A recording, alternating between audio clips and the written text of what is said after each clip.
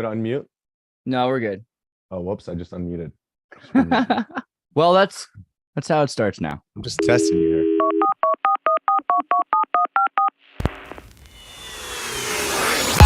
Hey, everybody, tune in to Recent Tartarians. Recent Tartarians. Recent Tartarians.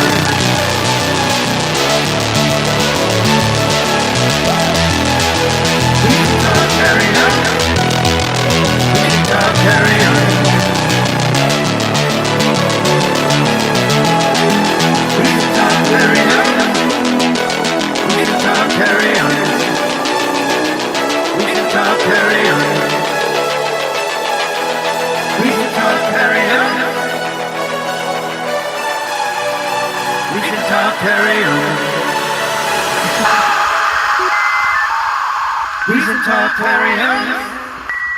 Recent Tartarians.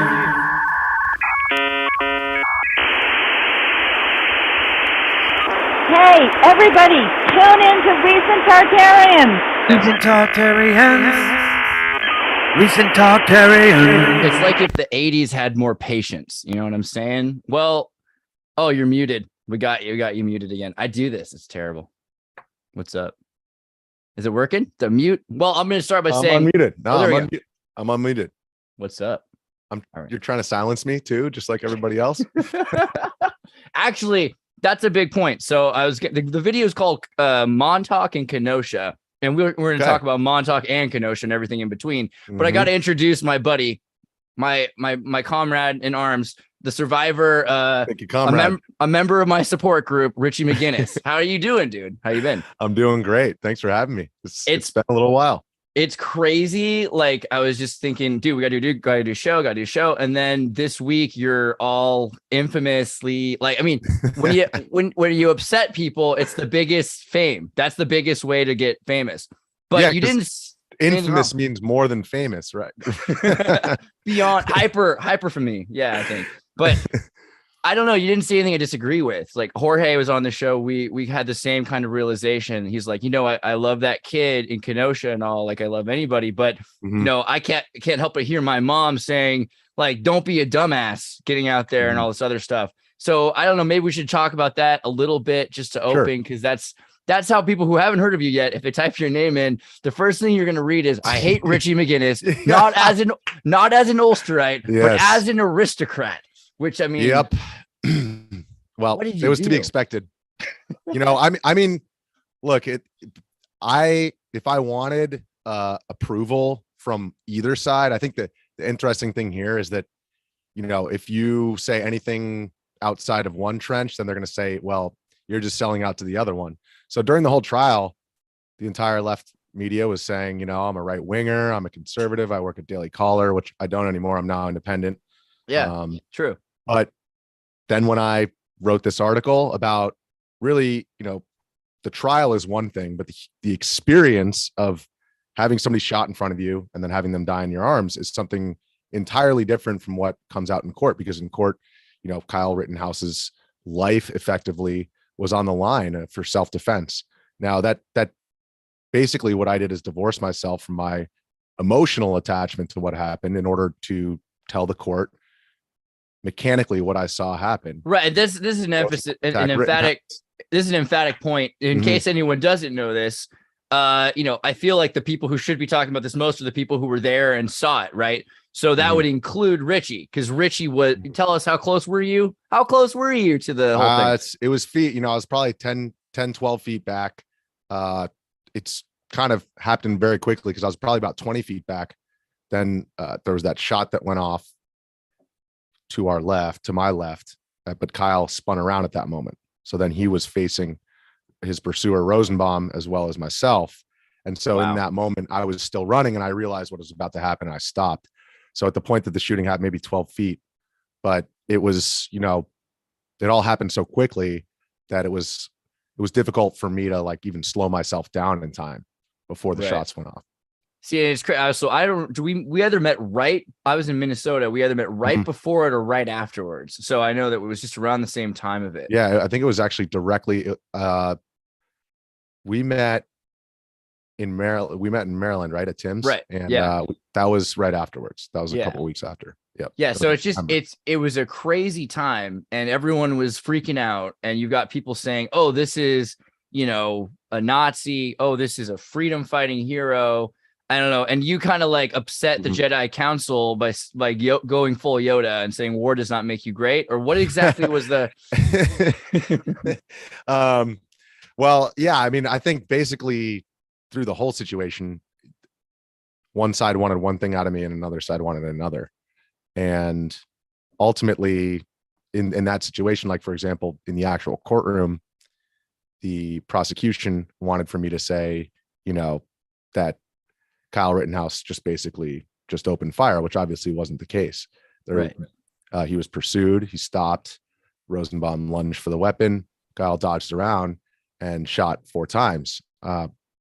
Secondarily, the defense at the time that Kyle shot, I didn't actually say anything beyond, because the police officers the night of asked me where my eyes were the whole time. So I said they were fixated as he was lunging and dodging and then shooting, I was fixated on the barrel of the rifle, but then there was like a whiz and a crack that went past my leg. So I looked down for a moment. So I told the police that, and then I looked back up and Rosenbaum was collapsed on the ground. So I told them that the night of, just telling them where my eyes were, and they turned that into an additional charge, making me the victim of a victim in addition to a witness.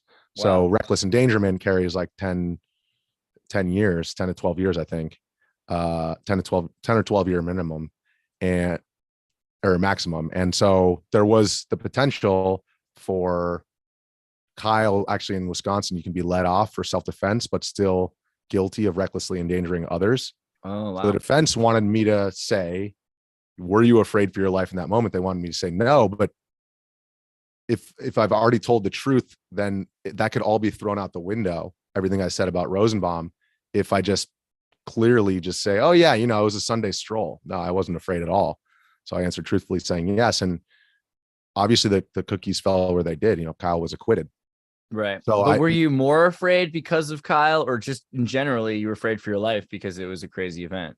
Well, I was afraid for my life in that moment because I realized that I was, when he spun around, right, that I was ending up on the wrong side of that rifle as Rosenbaum. I ran into that situation. So I never asked the police or prosecution to list me as a victim. They just did it. But then the problem was, if I come out and say, oh, I'm not a victim, I don't want to be a victim, then people are going to say, oh, he's just pro Kyle Rittenhouse. And that would infringe upon my credibility as a witness. Right. So it was like kind of a balancing game. And I had my best friend from home's dad. He's a criminal defense lawyer, and he was just kind of advising me to just stay put and then just tell the truth and everything. He was like, the court system will work it out. The truth will come out in the court. So I waited until I testified. After I testified, and this is the funny thing now, is that like I've written this article now 6 months later, or I guess 9 months later, and everybody's like, oh, he's selling out to the left. And it's like, look, if I wanted to sell out to the left, I would have accepted NBC Nightly News offer that I had for an interview after the trial, CNN, Anderson Cooper, right. Even Cuomo called me, like his producer called me like desperate, like a couple days after the trial. And then I was like, why is that lady so desperate? And then Cuomo, that was his last day on the air.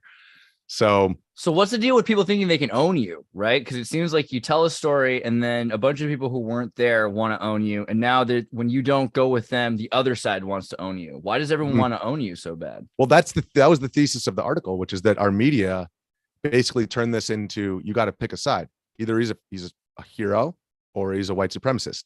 And what I said in the article is the media polarized our country by blowing both sides out of proportion, neglecting certain facts on each side based upon what their agenda was. And as a result, our interpretation of what happened on that night, of what happened in this American tragedy, was scurrilously distorted on both sides. And I agree, I agree with the contention that a lot of people have said that, a lot more people in the media were calling him a white supremacist than a hero. But that also, I was working at the Daily Caller at the time. And so I was being cast, kind of into the, he thinks he's a hero group. Right. The article actually was it excoriated the media. I mean, I mentioned the fact that he went out to clean graffiti, so clearly the kid had good intentions, but at the same time, people who weren't there, what they don't realize is if that had been my younger brother, I would have dragged him out by his ear, because the moment that I walked in there, and I not in front of the business, because he was there with a bunch of other armed individuals defending the car source one. But then when he went out, he actually had Bulch with him for a number of minutes that I was following him. Even then, with this big jacked veteran who also had a rifle, people were looking at him as he's shouting medical with these bright medical gloves and his rifle. I mean, it doesn't take a genius to know that if you're at a BLM riot, that people are going to view that negatively. And so, and like I wrote in the article, the people didn't want him there. And that was true. I also agree, obviously, that Kenosha didn't want the rioters there. So I wasn't I'm not implying that anybody should have been out there tonight. I was out there because if nobody else in the mainstream press was, so somebody had to cover it. And thank God, by the way, because otherwise it would have been the Vice News narrative that came out the next morning, which is that he opened fire, which on a mostly peaceful protest. Yes, exactly. and so there, I do agree that the left side of the media distorted this from the very beginning, I think, in a much more insidious manner. With that being said, in terms of what happened with the trial and everything, and he was acquitted, I wrote this article because the guy that he shot, you can say whatever you want about his past. I understand. I'm well aware of what his past is. A very troubled man. Cast the first stone. Disgusting man. Yeah. I think he's an evil man. It's definitely an evil man. Which about Rosenbaum or which one? Rosenbaum, yeah, the one who was shot in front of me. And then I did see Groskowitz come in. I saw a pretty interesting article from Chemical Violence, all on Big Pharma, talking about the drugs that made Rosenbaum hyper aggressive. And I feel like that's an interesting side of this that hasn't really been explored. Certainly hyper aggressive, certainly pursued Rittenhouse. With that being said, I didn't know any of this at the time. And so with trauma, you can't just like unexperience something. You can't just be like, oh, you know what? Now I know he was an evil guy. So the way that I experienced that moment, I'll just undo it in my brain. It's not the way it works. And actually, what I was trying to get across in the article with the regret in his eyes as I loaded him onto the gurney, I mean, he's pronounced dead minutes later. Yeah. That is, if anything, what I took from that is the fact that this guy lived a terrible, troubled life, and he hurt a lot of people. By the way, some of those people that he sexually abused, that he anally raped, terrible stuff. Those people are now in prison for similar crimes. And by the way, Rosenbaum, and this isn't excusing his behavior whatsoever, but he was sexually abused at a young age as well. So there's this cycle of tragedy that's perpetuating that. In his eyes, when I loaded him onto the gurney, that's what I saw, was that regret and that sadness. And that's an American dream not fulfilled. That's a man who chose to live a evil life instead of attempting to live a good one. It's the dimorphos. There's the dream, and then there's the American nightmare, you know? But with all that being said, it's a human life that was extinguished before my eyes. And at the time, I had no clue. So I think the response to the article kind of proved the thesis, which is, if we have two trenches, there's two different realities that are mapped in those two trenches. And if you step up into no man's land, you're going to get blasted. And that's fine. I'm not asking for any sympathy. I knew exactly, what I was doing. And by the way, if I just wanted to get approval of the left or the right, then I would have played that game from the beginning. Right. But so, and the article, I intentionally waited because I didn't want to add to the flames directly after the acquittal. So I didn't do any interviews. And so I waited intentionally, and, that's interpreted however it is. I had to put that personal experience out there as a primary source of what my eyes saw on that night. And by the way, I am sure that Rittenhouse had fear in his eyes in that moment, but I wasn't looking at his eyes. I was looking at the gun. So these details are the ones that I saw in that moment, and the rest of it came out in court and he got acquitted. So, right. Well, I mean, if you had gone and pandered to one side more, then I imagine your testimony would have been easier to throw out. That's the thing. That's correct. And so, and they just keep, it seems like people are trying to chastise you more and more for being objective. Well, it's, it's objective and then injecting the human side of it, which is, but you also separated those two things. You gave, yes, exactly. Everyone's like, your article is garbage. It's like, dude, it's literally in the essays section. It's an essay.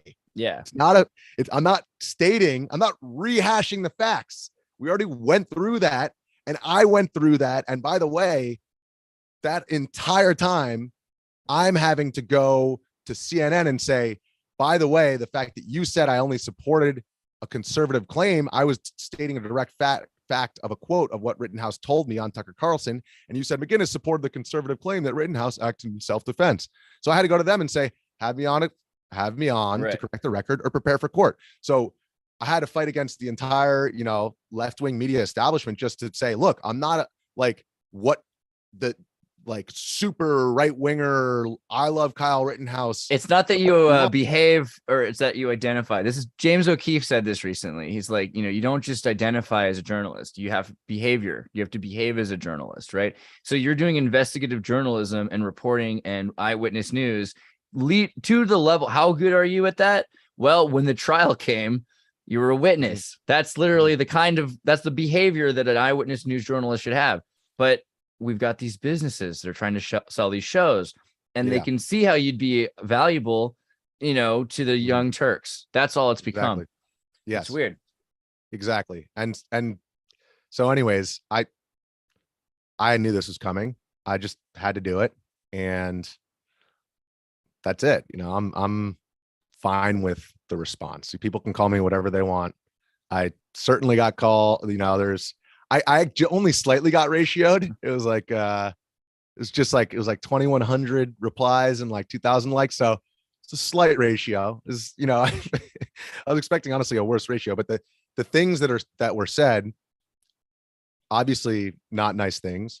It proves the point that what happens is everybody's sitting behind a screen on a keyboard on their phones, and the human side of it gets lost. And so when I was in that courtroom, Kyle Rittenhouse was right there. Obviously, Joseph Rosenbaum was not. I told the truth. I saw that human face, and I had to ignore that human face because I knew that as a witness, that's not your role, right? Is to be like, oh, I feel so bad for this kid who's on trial. Because then the jury will think this guy's just saying this because he feels bad, or he's just saying this because he's a right winger or whatever. So after the trial, that's a different story. And there's a difference between explaining the mechanics of what happened for a self-defense homicide trial versus a self-defense. Sorry, he was on trial for murder, versus having somebody shot in front of you and listening to their lungs collapse and fill with blood, and carrying somebody I carried him across the street. It took only 6 minutes from when he was shot to when I loaded him onto the gurney, because the hospital was right across the street, and we ran him across and loaded him back. And by the way, getting punched in the head as I'm going. So wow, just because, I view him as neither a hero nor a villain, doesn't mean that I'm excusing the mob's behavior. I mean, that is literally, the beginning of the article, I state that it was like extremely hostile environment, and that the city been burning for days, small businesses burning to the ground. We interviewed small business owners. The reason why I even went out there in the first place is because the night before, my coworker Shelby and I, Jorge, I think, was eating chicken nuggets somewhere. Sounds like Jorge. He famously was eating chicken nuggets during 1-6. He went home to my house while I ran down there, not realizing what was going on, and he was eating chicken nuggets. It's a good defense. I like it. But so we were out there the night before, and the Car Source One, where I originally interviewed Rittenhouse, which was about 15 minutes before the shooting, that night before, there was a guy literally with a power washer and other guys with buckets and trash cans full of water, dumping it on cars. So the next night, after the police pushed everybody away from the courthouse, I saw on Twitter, actually, I ran back to the hotel for internet, because they usually use like jammers and stuff like that. It's hard to say, but it wasn't even that big a crowd that night to really overwhelm the cell towers. So, there's a reason. They had FBI surveillance planes and drones and stuff. So it wouldn't be too crazy to think that they were using a jammer. In any event, I had zero signal. So I went in on the Wi-Fi, and I immediately saw these armed individuals in front of that same business. I ran down, I just dropped what I was doing, ran outside, and said, does anybody want to tell me why they're out here? So, and Kyle Rittenhouse was standing right in front and volunteered. That was 13 minutes before the shooting by the time I started recording.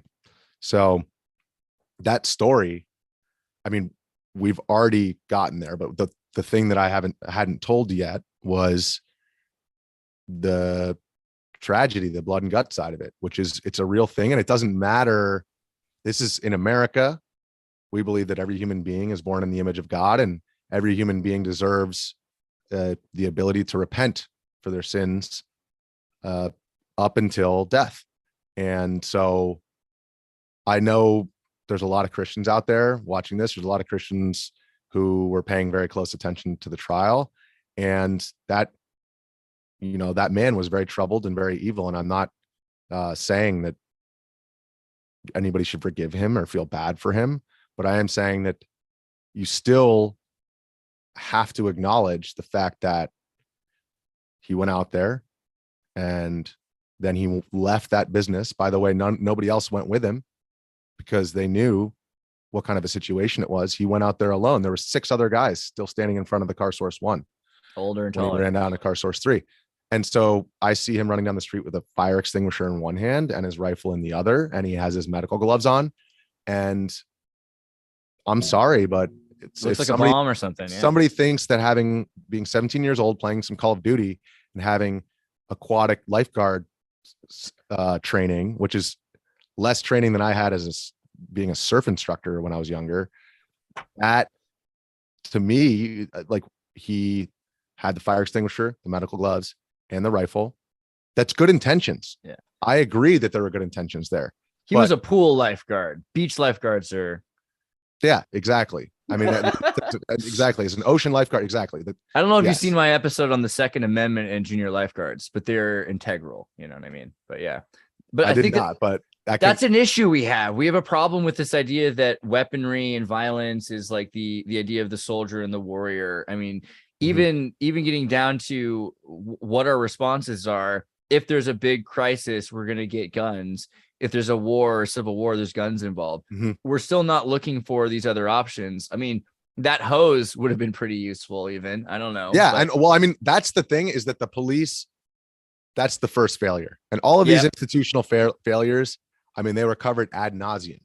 And so my goal was just give my personal account of what I saw during that tragedy. Impartial and without emotion. And then you saved your emotion for your column piece, which is yes, exactly. So, and look, it's fine that this is an open discourse and a lot of people weren't happy with it.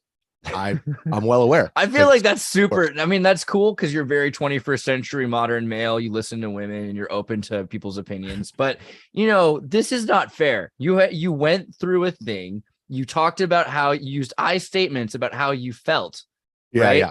That's not really the place for people to have a political debate. That's the thing. Yeah, but that's where we're at. And I think actually, if anything, the response, it really did reinforce my goal of trying to avoid I guess, these days there's a number of reasons that we can attribute why people are so politically polarized and why people associate their identity so much with politics. But I think if you're going to be in these kind of situations, then number one, I'm not going to pretend that I'm like some, pie in the sky, super objective, like ivory tower journalist. Pretty stoic on the ground. Yeah. Well, but you're on the ground and you're in these situations and you use your camera, you aim at certain places for certain reasons. And after the fact, sometimes in the heat of it, you can get caught up and become part of the story, which is what happened. And so, that's why I chose the term for my Substack, Gonzo Gazette, because Gonzo journalism is basically, that you try to give the audience a view into a world that's otherwise distorted, that people aren't willing to go into, like Hunter S. Thompson with the Hells Angels, for example. Yeah. But in doing so, in order to give that fly on the wall account, the Gonzo journalist acknowledges their subjectivity, that they're a subject there as the fly on the wall. And that's the way in which you're able to get around, like, just trying to be literally just a lens on a wall, which is not what happens when you're actually, I handed out White Claw to a guy who had a handgun who was yelling. They were all yelling at Kyle, like, who do you think you are? You think you're in a movie? And they looked at me when I spun the camera around on them. Like, one guy had a couple pieces of brick in his hand, like they wanted to smash my head in. So I was like, yo, does anyone want a White Claw? And so that in that situation, all of those details are important to the story. Right. And how, or the fact that I was almost mugged earlier in the night. of my iPhone.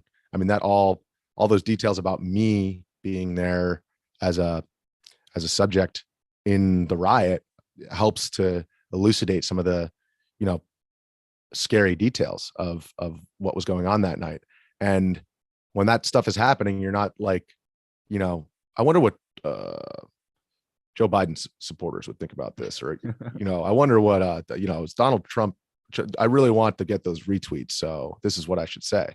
But it was that time. It was like the Yes, it was. Exactly. Germans versus the French or something. I mean, the Mhm. Democrats and the Republicans, the left and the right in America were as polarized as it could be. It will be interesting to look at in 100 years, this point when it seemed reasonable for people to shoot each other over what their president or what they believed in or something. That's that time. This is such a great, we're already outside of the Trump era in that sense, you know, at least for now. And by the way, yeah. And by the way, I think, you know, Rosenbaum, the politics had nothing to do with it. The guy he was nutso. Politics definitely were part of the propaganda machine that led him. That was exactly what I was going to say, which is once the riots started and the way that the media covered those riots, the Kenosha riots and every other riot, it was like, you know, either you're a BLM terrorist or you're a MAGA terrorist. Football basically. Teams, right? Vote for your football team. And so basically, in all those situations, like I remember being in front of the Portland courthouse and interviewing these two kids, 18. One of them was 20 years old. I think the other one was 18 or 19, and super young kids, super, you know, energetic and passionate about why they were out there. One of them literally had no shirt and had "gas me" written on there on his chest, smoking cigarettes.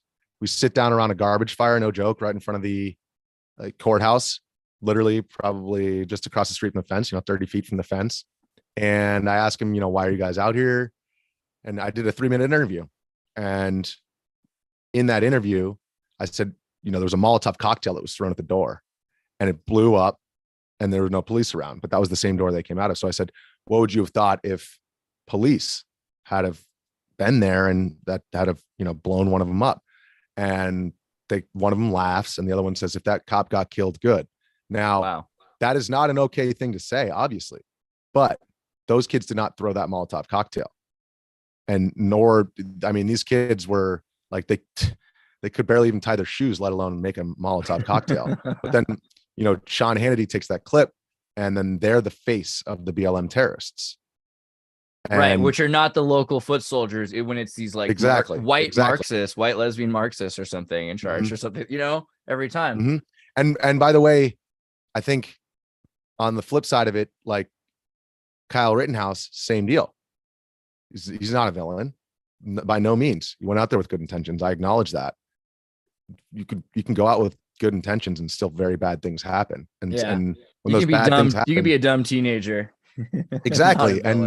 And then secondarily, Rosenbaum, like, you know, to make him out as kind of like this, you know, prototypical BLM rioter. I mean, I would agree that a lot of the people out there are sad drug users. That's the point, is that these people are the lowest and most overlooked people in society. And so having, you know, saying good, all of them should be dead, is not the answer moving forward. And that's not how you heal from an American tragedy when both sides are so polarized. So, you know, I think moving forward, I now have that account out there, and I knew that like this is going to be terrible for my like how many followers I have and whether or not quality, people say they like me. Quality over quantity. You'll have better quality followers. Yes, and by the way, when the whole thing happened, like I could have just, you know, or after the trial, I could have totally sold out to the left. Right after the trial, I could have been like, no, but you know what? I think this and this, and I could have gone to Anderson. They would have put you on anything if you had said what they wanted you to say. Or secondarily, Hannity and Tucker, they all wanted to talk to me too. And I said no, because I'm not going to do either hero villain. I'm not going to get back down in there. And so nowadays, if you even try to add nuance to any of these agenda-driven narratives, that gets spun up around. And by the way, 1-6, same thing, same exact thing. Totally. In terms of the way that, I mean, I was there and I had credentials and everything. So I followed them in and I filmed a guy smoking a joint in there. And meanwhile, the entire left-wing press is saying that these are literally insurrectionists who are trying to shut down the government. Sure, maybe like an oath keeper or two, but most of them are like, God damn, you know, just like looking around, and we're in awe of the place. And so what they're doing is they're basically saying these people are both knuckle dragging Neanderthal Trump supporters, which, by the way, New York Times called me a rioter too. So I got looped in with that, grouped in with them. Secondarily, and they also claimed I punched the door, which is like literally, I mean, it's a bulletproof door. And I was, what is New York Times, your ex-girlfriend? Yeah, sorry. Yeah, exactly. Well, so I guess the point being that these real human beings get caught up in these agenda-driven narratives, and my goal of putting the human face on those people, on whatever the politics are, like putting a human face on them, it will be viewed angrily by whoever doesn't want that human face on there, because they but that's the only thing there is. Like, that's the end of the day. You've got a bunch of people who weren't there who are trying to turn it into something it's not, and then you're constantly there to remind them, wait, that's not what happened. And that offends everybody, because all they have is their made up nonsense. Well, especially if some of the details that you have offend both sides, you know what I mean? And so it's like, if you want to get as many retweets as possible, sure, play that game. I know what that game is, but long term, I just can't do it. Right. And everybody, every step of the way is like, you're a shit lib, or you're a rioter, MAGA knuckle dragger, you know? And so I've been called both of those, you know, so like, make your mind up. So I mean, it's because they want you to go to the left or the right, when really it's above and below. It's as above, so below. You've got the tax collectors and you got the tax citizen or civilian, and they want you to fight for the left or the right tax collector, because that way all the tax collectors work together. But you know, the thing. Okay, I don't know if this is a full tangent, but thinking of Montauk, thinking of Jeffrey Dahmer, I just did this whole rabbit hole because I went on Netflix and I was like, wow, this really is the best LGBTQ show there is. Yeah, we just talked. Don't tell me it's not, right? Because you know, there's diversity to the character, like, and not all gay people aren't cannibals. It would be prejudicial to say that they weren't. But the big thing is they're also saying that the progression of society is allowed for this, because he would constantly tell cops, oh, I'm gay. Oh, this victim is my boyfriend. And then they would be like, oh, I don't want to deal with it. I don't, it's, you know, it's his right, etc. And that was kind of a cover. But that's not the main thing that made this guy.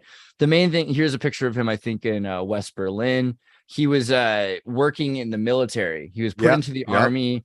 There's all sorts of connections to drugs, halcyon.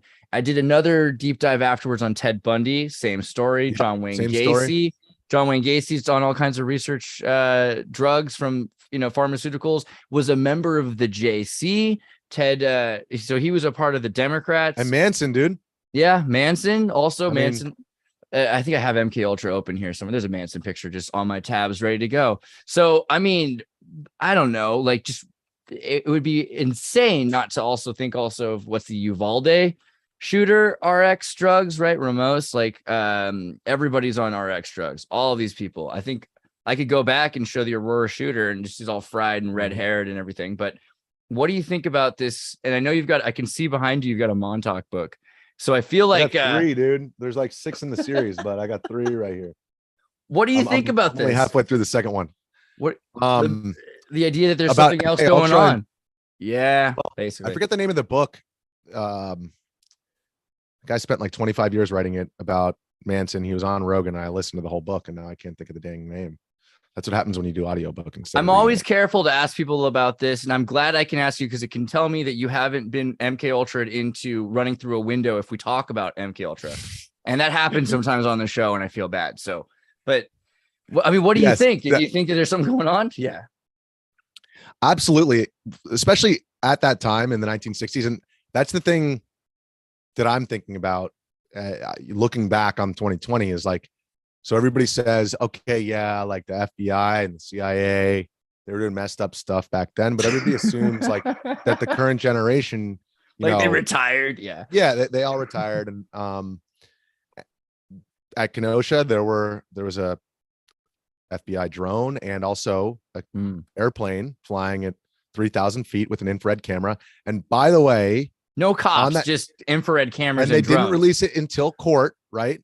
So like literally, if they had the resources to fly that Cessna up there, right, and to monitor all this, like why didn't they do something? And the fact is that the politics got involved, and the Democrat governor didn't want to bring in the National Guard because it would make it look like Trump was interfering in a state or whatever. So, or it was designed that this would be the media optic that everyone's going to know. We'll have a court case about this date on these dates, all set up. Who knows? It's regardless of who gets shot or who happens. It's just make sure something so happens. Negligent. It's so negligent after the first 2 nights that there wasn't more police support or whatever, any kind of support. And so they're flying that drone. By the way, they're flying both the drone and the plane. That didn't come out until courts. They just let everybody squabble over it. You know what I mean? Until the court, they could have released it at any moment, obviously, but they just let the prosecution keep it in their back pocket. And then they gave it to the defense, like all pixelated. Infrared. It's just, yes. Yeah, but when you get deep into it, they clearly had really good imagery, whether they released the full imagery or not, like they can tell you. Yeah, and by the way, sensors. Yeah. And by the way, in that footage, you can see one of his rounds, one of those 4 rounds, skip off the ground in front of me. And I get all these people on Twitter like, I don't even like, you're lying about that. You're a wuss or whatever. It's like, okay, look, here it is. And then they're like, that's not even close to you. And it's like, it's in front of me 20 feet and bullets travel more. They can travel more. Yeah. I don't know what you're trying to say here. Like how close I have to be to the rifle in order to like be close to, in any event, all that aside, the fact that our government in a lot of these protest zones had made sure not to stop it and just watch it. And similar things happened in 1968. And as long as everybody's fighting each other, then we're not looking at the bigger picture. And the bigger picture for me is our discourse.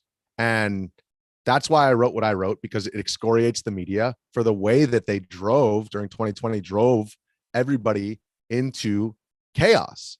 And it was on both sides. And so I was at the BLM stuff, starting with DC, Trump in front of the St. John's Church, the Bible photo op, which was total BS, because it turns out that the Secret Service wasn't even aware of the park police's plans to clear the park because they were doing construction around St. John's Church, which one of the buildings next to it got burned 2 days prior. And so like CNN saying like Trump tear gases them, and then like there's no correction afterwards when the whole report comes out a year later. Like nobody says anything. It's like that literally drove the entire country into anger, which led to destruction of property, death. And then on the MAGA side, I was at the election. I was at Stop the Steal 1. I was at Stop the Steal 2, and I was at 1-6. And I watched, in that instance, it was even, you would expect the BLM,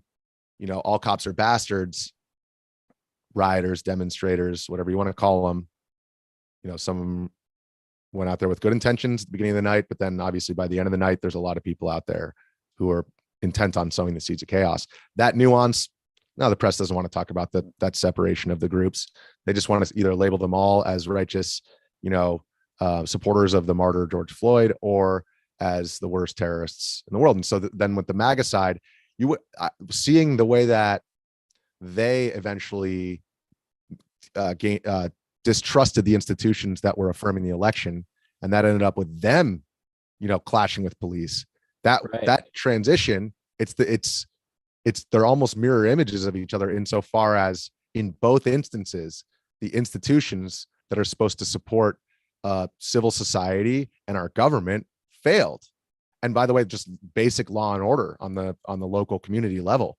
So, I mean, what I saw in 1-6 was the first thing. I mean, I was down, I was at my house, which is like a couple miles from the Capitol, and heard that cops were running at like 1 p.m. I thought it was gonna be just like Stop the Steal 1 and 2, where basically the after dark, everybody starts to go home, and then that's when the counter protesters come out, all the Antifa types.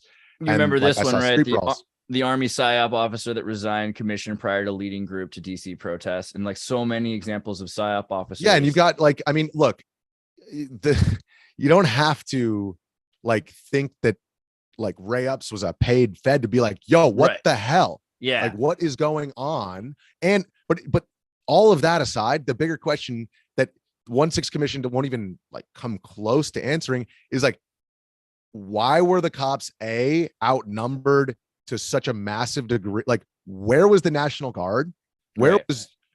I've seen more security at like literally March for Life protests. I'm not kidding you. Yeah. And secondarily, I hear, okay, cops are running.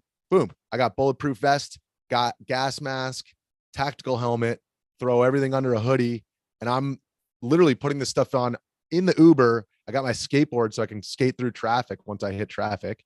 I hop out of the car, I skateboard down there. This is a school shooter generation kid. And I'm skating past the whole crowd going down there. You can hear yelling and screaming. And I get down there and I jump up on this kind of like stone edifice that's just in front of that whole inauguration tower and whatnot. And my first thought is like, yo, what the cops, there were like 1 in 10 had gas masks. What? Right. They were so unprepared. And I get down there and I'm walking in between the, some of the, whatever you want to call it, 1-6 rioters, demonstrators. Like I always just use those terms in tandem on both sides now because it's going to trigger somebody. Those people's addressing their grievances. I think those folks, because some of them were out there with good intentions. Yeah. Some of them were just like caught up in the madness, Yeah. Some people address their grievances wrong. Yeah. And people who are sitting there on Twitter saying what they would have done, like try getting pepper sprayed and smashed to the ground with a police shield and see if you still are like hunky dory. So there were, both sides had bear mace and pepper spray. And so actually a lot of the MAGA dudes were better prepared than the cops. So they're spraying the cops, they're running off the line. I'm standing there with my gas mask on and I'm just filming both sides running away as they're getting pepper sprayed.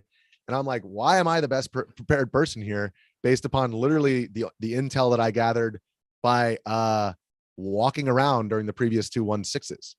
It's like, so if they had all this surveillance and they had all this knowledge of what was going on, then why were they so hopelessly unprepared? And by the way, the craziest part about it is that scaffolding that they had partially erected for the inauguration became like, it was like, it made it almost impossible for the police to defend the place because that stairway, like, they could have just basically blocked off that whole area, but there was a scaffolding built up around them. So everybody just started climbing into the scaffolding and going in behind them.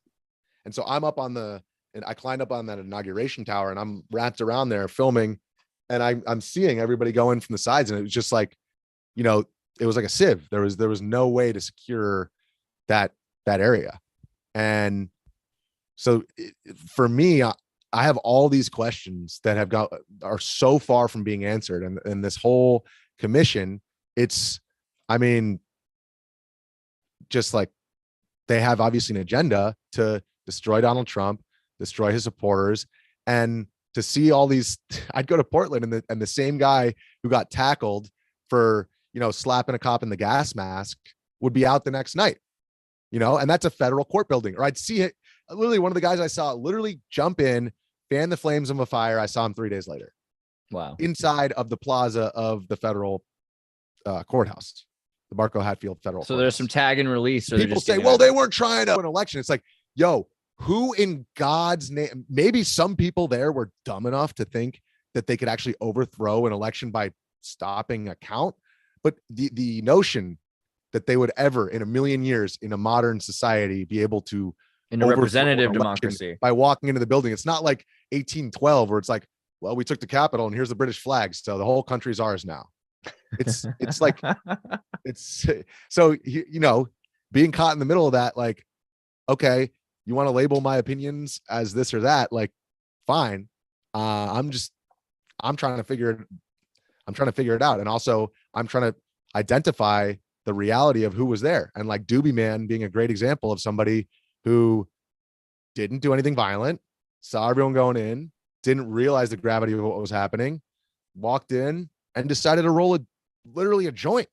I mean, he's in what is an insurrection, and he's taking the time to grinding it up, and he rolled like 6 joints in there. And actually that guy went super viral because he's an American flag pants, and you could see the dome in the shot. It was like very, it kind of encapsulated. You could see the rotunda, you could see the doobie, you could see the American flag beard. But actually this other guy who was right behind him, who I also published the footage, I was like, hey, what's going on, man? And he's like, you want some? And I was like, I'm on the clock. And he's like, I'm like, why are you smoking weed in the Capitol? And he's like, you said something along the lines of like, whatever, life sucks. I guarantee some of the founding fathers did, probably even Bill Clinton, but I don't know for sure. He said, life sucks. I'm probably gonna get in trouble again, but fuck it. Mm-hmm. And that's just the perfect encapsulation of the fact that these people, not only do they feel failed by our system, but in many cases they were failed by our system. They see no solution, really. I'm not trying to remove their agency by saying like, oh, they're just victims in this whole thing. No, it's indicative of society. More complex picture there is and so like even when I'm speaking now, I have to be like saying, well, I'm not giving them I'm not taking away their agency, and obviously what they did was wrong. Like that goes without freaking saying. Okay? Yeah, I know. NPR gets to do that with crackheads for an entire year for committing a nonviolent crime. Well, if you look at the way that the other side of the political spectrum was treated, I think that there's kind of a 2-tiered system going on here. Yeah, if he committed statutory rape inside the Capitol instead of smoking a joint, he could have at least had a work release all day. And by the way, like I didn't have to testify in Kenosha either. I got subpoenaed. I'm out of state, and I'm like, this is gonna suck. Yeah, this is gonna be. Everybody's gonna. Were you on a no-fly list, or did they bother you with that stuff? No. Actually, I was like worried the first time I flew, but they never even contacted. I mean, I had credentials. Yeah. So like, I'm allowed to go in. I was no longer because I don't work for Daily Caller anymore. But when I was their credential by the House Radio TV Gallery, so you call them up, you get your credential, and then you show it on any given day. You can go in as if you're a staffer. And actually, like I was so well prepared that actually I was flashing my credential like it was on my phone, like inside my clutch in my hand. And I'm like, so every cop, as I'm filming can see it. And these cops just assumed I confiscated it or something, pulls my gas mask off my face, pepper spray, and yanks my credential. And I published a video. I'm like, yo, like they took my credential. Wow. So that just goes to show what happens when you're caught in between the protesters, traitors, rioters, and the police. You're caught in between, one agenda on this side, another agenda on that one. And then you're caught in between the defense and the prosecution. And there's no winning because everybody's on one of those sides. Nobody is standing just trying to get the data, and so you're just like, okay, well, I'm alone. And I guess this is who I am now, is just everybody's just gonna, because nobody's like gonna glean. I mean, that's not to say there's definitely some positivity that came out of it. Like certainly people support it, but like at this point, it doesn't even matter to me because the only thing I'm focusing on, like I'll read the comments and stuff, but it's like made me realize more than anything is like your friends and family are what really matters. And actually a lot of times I got caught up in my own ego with people saying bad things. Like the Intercept, this guy Robert Mackey came out with a big hit piece on the riot squad, which was like, an amalgamation of basically the only people who were on the ground actually trying to cover it without like outright endorsing what was going on, regardless of what was happening. And so they basically, threw us all into a bin. Like it was Drew Hernandez, Elijah Schaefer, Julio Rosas, Jorge, Shelby, and myself. They threw us all into a bin, even though we have we all fall completely across the spectrum politically. Right. And said, this riot squad, they're a bunch of right wingers and they're just trying to make riot porn. It's like, dude, okay, like for every one violent protest that you are highlighting, I can show you 8 different articles of peaceful protests. and 8 different videos. And sure, I'll acknowledge the fact that they didn't perform as well. Like they didn't make as much money for our company, but that doesn't mean that we're not covering them. I mean, you don't know like, oh, tonight definitely going to be a violent. I mean, sometimes Kenosha was a different story because you kind of knew it was coming after the first 2 nights. But you're always just going out there, like at the Chaz, for example. We were out there 3 days. It was completely like actually a party like atmosphere, like they were saying. And then boom, it turned violent, like really violent. And then we left because the Proud Boys beat the crap out of some guy. And we published the footage. So now we're in the Proud Boys shit list. And then Antifa followed us out of the zone right after that. And I'm like, okay, when Antifa and the Proud Boys both want our asses, like, let's get out. So we leave. That 16-year-old kid gets shot. And right at one of the same checkpoints where we saw all these like armed idiots with like literally, chrome Desert Eagles, like holstered by a needle point belt, like no joke. And so all of that to say that when you're out there trying to cover this, it's like everybody wants to take whatever little piece they want to score their Twitter points. And ultimately, like when that Intercept piece came out, I had this footage because what happened was I thought I was filming the Kenosha shooting. I like was on the phone with my coworker Shelby. I was like, something's about to go down. I heard the yelling. I go, oh fuck, gotta go. Hang up, go to the camera app, switch to what I thought was the video, but I took a live photo of the ground. And I'm holding the camera and looks like I'm filming as I'm running up behind him. I thought I was. At some point after the shooting happens, I like take my phone and put it in my hand. And of course, like everybody's like, he's deleting the footage to protect Kyle Rittenhouse. That was basically what Robert Mackey implied in this piece. Wow. So that's them calling me a right winger, saying, he just wants to save Kyle. And that's exactly what I'm trying to avoid, because if I want to be a proper witness, and the footage actually, it starts recording. It's like down at my side. And then I run over and I'm literally clutching it in my hand and it's resting on his, and like at that, somebody said, what are you doing with your phone? And I said, oh, like, I didn't even realize it was still in my hand as I'm like taking off my shirt, etc. Like I just had a death clutch on it and I put it in my pocket. But in those moments where it was resting on his chest, doesn't add anything to the discourse, the public's knowledge about what happened, because all it is basically audio of this man's lungs filling with blood and him dying. And so I decided not to publish that footage from the very start, even though I knew, I'd get a ton of clicks and it's violent and gratuitous, but it's not. Yeah. Gratuitous. So it didn't add anything to that. And by the way, they ended up showing the footage in court. Right. But after that piece came out, I told my family, I'm like, I'm going to publish the footage. I'm going to show them the metadata just to show them that how long the video is and that they're lying about me deleting the footage. And my younger brother, to his credit, was like, so why didn't you publish the footage in the first place? And I was like, well, because that man, no matter who he is, deserves dignity and death. And nobody should, sensationalize that. And Wow. this is exactly what that would be. That was what I originally told my brother. And he's like, so what you originally told me, you're just going to throw out the window because one reporter said a lie about you.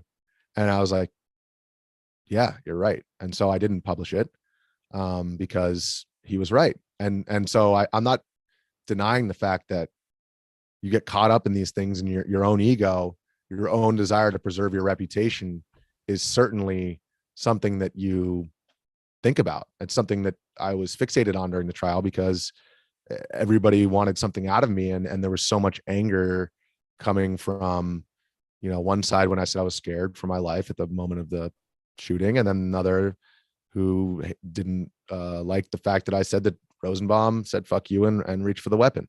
So I guess all of that to say that the people, my friends and family, they didn't care, how many retweets or likes I got. They just wanted me to stick to my original mission, which is, just showing the public what happened and trying my best not to sensationalize the death. What's your family like, right? So, I mean, does your family have interest in freedom of speech, politics, or media in any of those directions? So my family definitely like politically interested ever since I was super young. But I remember like sitting down, watching the cable news in 2004 and my dad like flipping between MSNBC, CNN, and Fox News, and he's like, "See that? CNN, MSNBC, Fox, they're all pro Iraq war because it's politically incorrect not to be." Wow. And so, Good you know, dad. that stuck with me. And by the way, he was an ER surgeon, and he passed away right when I started working at the Daily Caller from melanoma.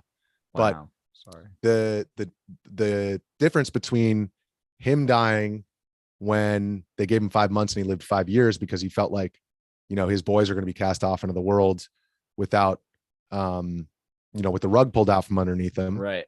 just because his dad died young. It was like, he was like, I can't let that happen. So he lived for 5 more years to prepare for his own death. And when he finally did, he was in the hospital, same thing, a bunch of bureaucracy, a bunch of bureaucrats told us, you can't bring him home. We said, my dad literally did trauma surgery in this hospital for 30 years. And you're going to tell us that he can't die in his own house per his own wishes.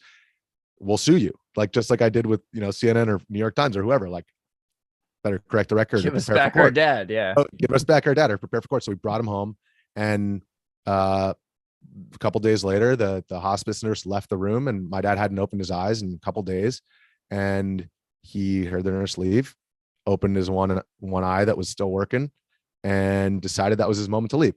So we surrounded the bed. My older brother is now an emergency medicine doctor. Wow. And so he got a stethoscope. He was still in med school at the time, put it on his heart. We all comforted him, talking about old surf destinations that we traveled to, and he left the world on his terms. And in a certain way, that was an American dream fulfilled. You know, his family by his side, feeling like he had, you know, like a couple months before he died, he said, I did what I had to do and I quit. Did he like surfing? Your dad liked surfing too? Yeah. Epic. And that's awesome. That's what kept him going when he was sick too. And that was something that we bonded together. It was also a way for me to get out of my, you know, liberal East Coast bubble. But, and by the way, like, I could have just stayed working at NBC News and everybody from home would be like, oh yeah, he's a great journalist. But no, I went to Daily Caller and everyone said I was like a MAGA idiot, you know? Well, that's like, I worked at CNN and they thought I was pandering when I went to Tim's. Same thing. But it's like, if you just admit that somebody's right, now you're pandering. But then if you admit that they're wrong, you're pandering the other side. It's horrible. Yes, exactly. And so in a weird way with the internet now, I went from cable news to digital because I anticipated more freedom of speech and open discourse. And it almost seems like the algorithms and the way that the toothpaste is coming out of the tube, it's actually more polarizing than just having Fox and CNN where you can just switch between the channels. Right. And so, I mean, my goal since the moment my dad switched between those channels was to look for something beyond just, you know, what you have to do to get a cable news show that's advertised, you know, has Pfizer and Lockheed Martin advertising on there, and Facebook and YouTube, having grown a video business at a conservative news website over the course of 4 years that were the Trump years. Yeah. Like, I mean, talk about, you know, getting looked down upon.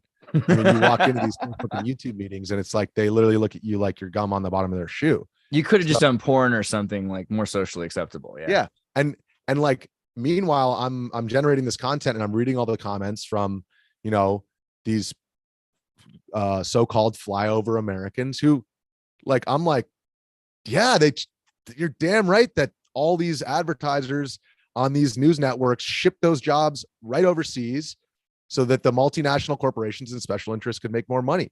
Pretty weird how Rupert Murdoch is super into like American conservatives. It's almost as if there's like a money making thing. Yeah. And by the way, like, like George Bush, like, what did he do to secure the border? You know, and Barack Obama was like right of where George Bush was on it, not quite, but the president of Mexico at the time was Vicente Fox, who was like third cousins with George Bush, I'm pretty sure. So there's that. Yep. Well, that's a whole well, the Bush family and the connection, because I studied Arabic in college. Oh, really? And I lived in Jordan for it was the semester before the Arab Spring. Wow. So yeah, I did Arabic 5 days a week, hour a day for 3 years at Georgetown.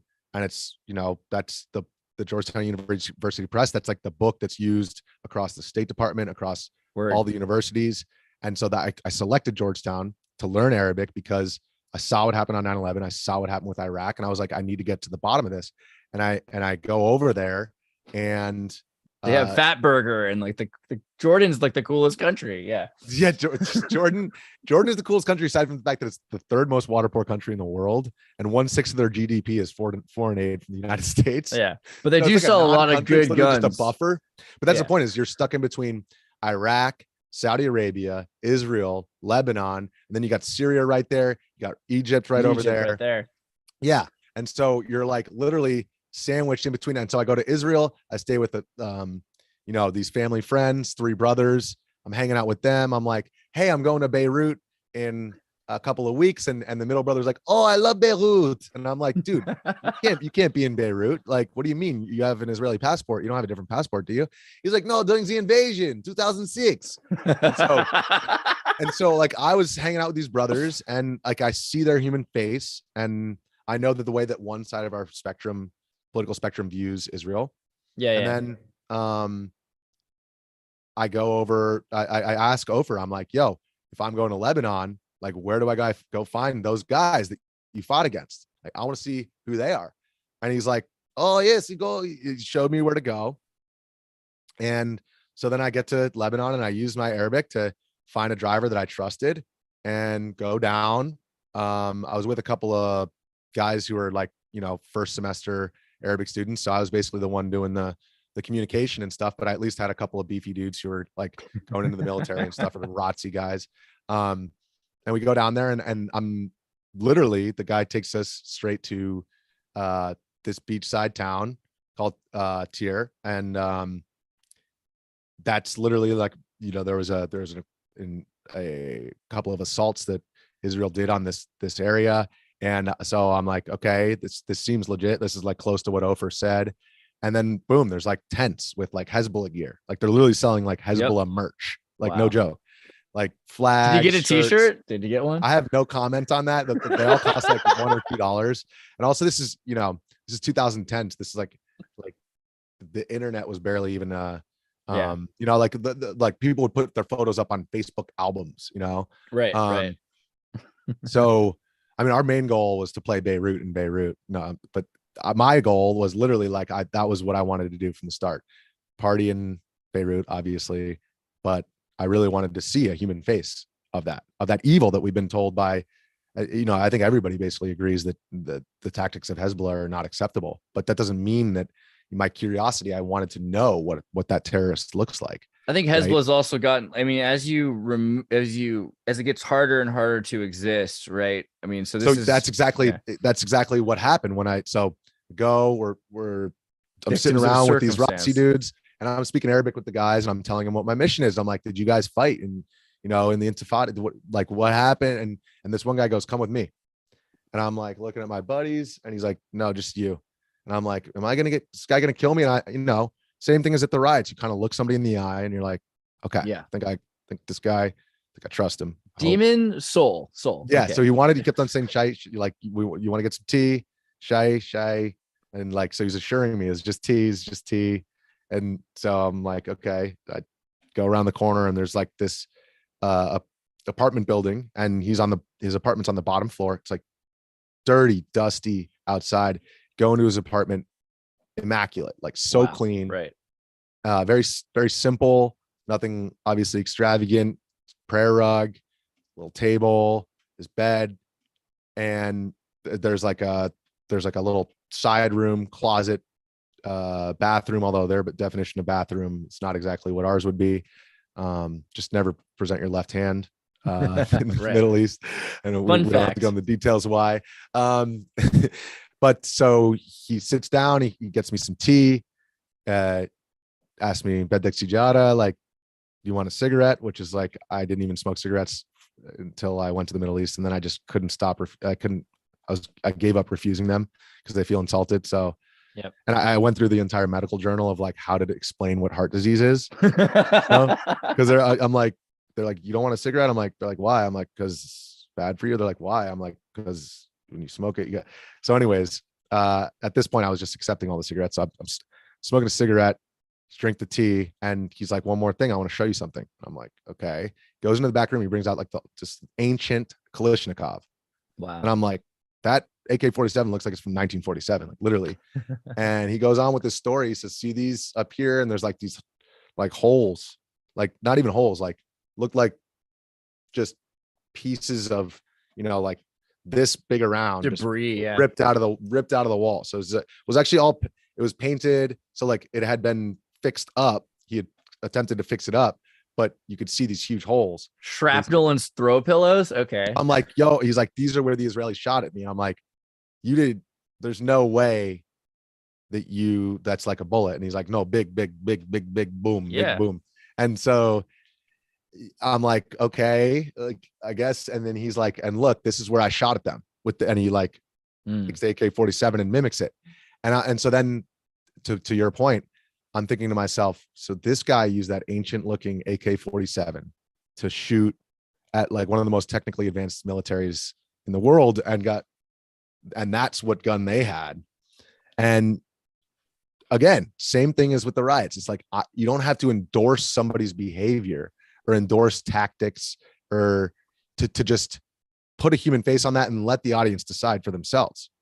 Because if you're just using platitudes of that side's evil and that's the end of the story, then there's no way to move forward. There's no way to fix that problem other than to eradicate that evil off the face of the earth. And so like, we can talk about why Hezbollah exists and why, Iran has proxies and terrorist groups that they utilize to antagonize Israel and to attack Israel in their homeland with horrible suicide bombings, all that stuff. But all that geopolitics is aside from that guy in front of his own living room with what he deemed to be people invading his home, So. Right. And this is one of those things, it's like the villain or enemy or hero or villain thing, because it's like, we're not saying that Israel is a hero or villain. We're just keeping tab of what's really going on. Right. I mean, you could say the same thing about Yugoslavia. Do you remember General Westmont? And by the way, you go to the Israeli border. Yeah. And just to get the other side of it, you go to the Israeli border, and I waited in this line. I was like, this line's super long. And they come over and tap me on the shoulder. Habibi, over here. And I'm like, what? And there's a white person line. There's literally a line for non-Palestinians. Yep. Yeah. And so not just right that, there's a black Israeli, so there's a certain amount of there's Somalian Jews. People get really upset, like the Ethiopian Israeli. Jews. Yes, you're right. When I was in Peru, I used to travel a lot with like, vacation tour Mossad agents, right? Like all of these like Israeli soldiers that are there. And then you get to a hostel, and then there'd be all the white Israelis on one side of the bar and all the black Israelis on the other side of the bar. Like it was 1951 Mississippi. Yeah. And that's not everywhere, but that's a lot of them. Exactly. And that's, so I had that experience. And then the next time I go to the border, I'm like going with this friend, and she's like, okay, we want to go to the West Bank and visit our buddy. And I'm like, okay, I know. But like, when we get to the border, you tell them you want to go to Tel Aviv to party. Like, you do not tell them that, because you do not tell them you're going to the West Bank. You do not tell, like definitely not. Yeah. So we go through, where are you going? Tel Aviv to party. Please don't stamp my passport. I want to go to Lebanon. Why would you want to go there? That place is shit. And I'm like, well, I study history. So they're like, okay, didn't stamp my passport. Let me write through. Nice. She goes, oh, I'm going to the West Bank to visit they make the guy come all the way down. They interrogate both of them for like 4 hours. And I saw her literally the next day. Like, it took her 8.5 hours to get through the border. And it took me 4 minutes. So there's a way to do things. Yeah. And there's also just like there's you could acknowledge certain things that you see, that you hear, that you experience while you're in a place, without like taking this, like, that means that they're bad, or that means that they're good. No, I mean, like, I let think the audience decide. Like, they can figure it out. I mean, we both of us love Israel. We've talked about Israel as an awesome place, beautiful women, really fun musical culture. There's a lot of great things going on in Israel. There's a lot of great things going on. Yeah, I've been there many times. There's a lot of great things going on in America, but we're still going to have to like witness and account for what we see. Yeah. And now that's the same thing with America. It's like, with our history, you can't both criticize American imperialism, the CIA, obviously, Right. like, a thing or two about that. I think about Frank Snepp a lot. Frank Snepp, he Yeah. was he got in a lot of trouble for publishing, some expose on done dirty after the Tonka kind of things in Vietnam. And then the CIA said, hey, even though you didn't break the law by telling anybody, you did break your contract with the company. And so we now own all of your work. There's been so many examples of this where it's just the only reason to suppress it is because it isn't a perfect story. It doesn't perfectly assist. And like you said earlier, sometimes a piece of fact will offend both sides because they both have their inflated idea. Yes. Yep. Ain't that the truth? Do you know General Westmoreland? That was something I was thinking also. So in Vietnam, General Westmoreland was flying with Nixon. I believe, was it Nixon? It might have been LBJ, but he's in the sky and he says, we're going over Vietnam. They fly over and then some Vietnamese are throwing spears literally at them, at their helicopters. And then the president's like, oh man, how can these guys think that they're going to beat us throwing spears at our helicopters? How could they beat us with that? And then Westmoreland's like, you don't understand, sir. We have helicopters and yet they're still throwing spears at us. How do we expect to win against people that would attack helicopters with spears? Yeah. Right. And I think that's something that we're seeing with Hezbollah, seeing around the world in the United States, seeing with all of these people that are addressing their grievances. They're feeling like, hey, at this point, nothing's going to happen anyway. I can die. I can destroy, which is the wrong response. Right. I think the one difference that I would delineate between in the Middle East and the United States is like the history there. It is quite literally tribal. Right. And if you were to say, try to have a democratic government, all you have to do is look, like, you can hear somebody's name and know exactly where they're from in the country and exactly if they're Shia or Sunni and exactly how they would vote in that election. Right. Because it's literally, it's identity for politics. Thousands of years. That's been your sect. That's been your tribe. And in America, we have this, I'm not going to say fully fresh slate, but it is a place where our collective identity is based around the Constitution and freedom. And people come here from all over the world, obviously for a freaking reason, and they obviously still do it. So despite everybody saying, America's terrible, it's like, okay, America can do terrible things, but also still be the greatest country in the world. And the only place where, a free society has even the possibility of existing anymore.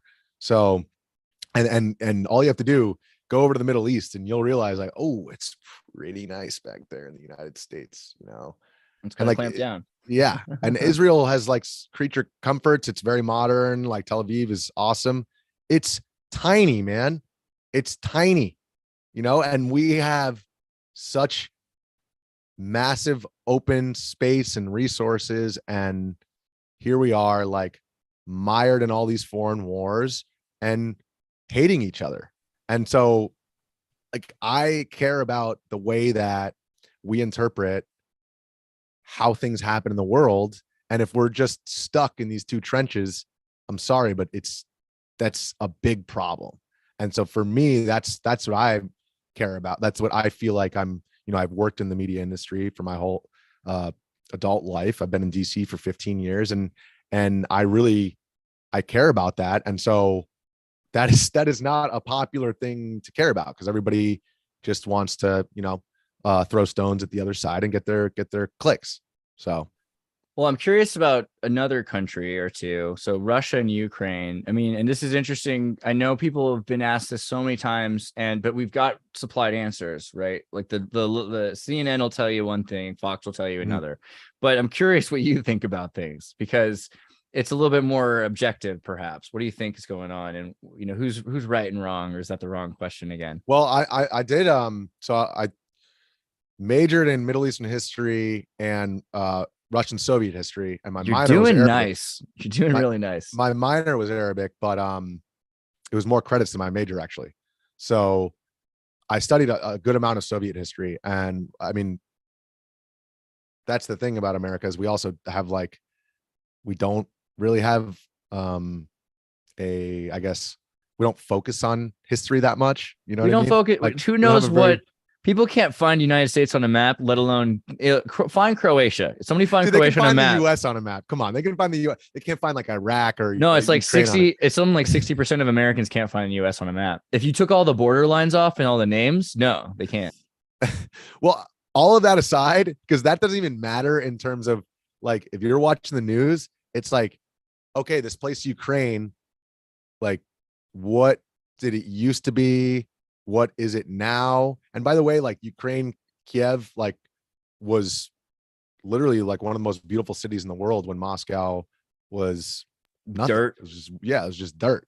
So, but then secondarily, all these, the entire history of what Stalin did in Ukraine and subsequently like with the Crimea, I think the Crimea is actually a good example. So like the way that was covered, nobody was talking about the fact that it was gifted to Ukraine in 1953 or something like that, as a Soviet show of good faith, while it was everybody was still behind the Iron Curtain.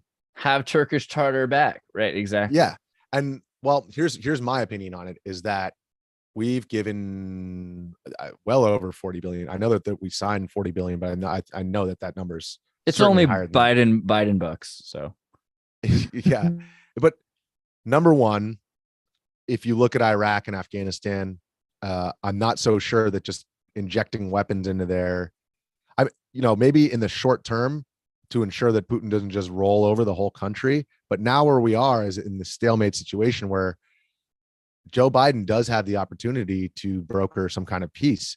And over time, the longer that you have a power vacuum, the longer that you just continue to inject weapons. And by the way, not all those weapons are making it into Ukraine.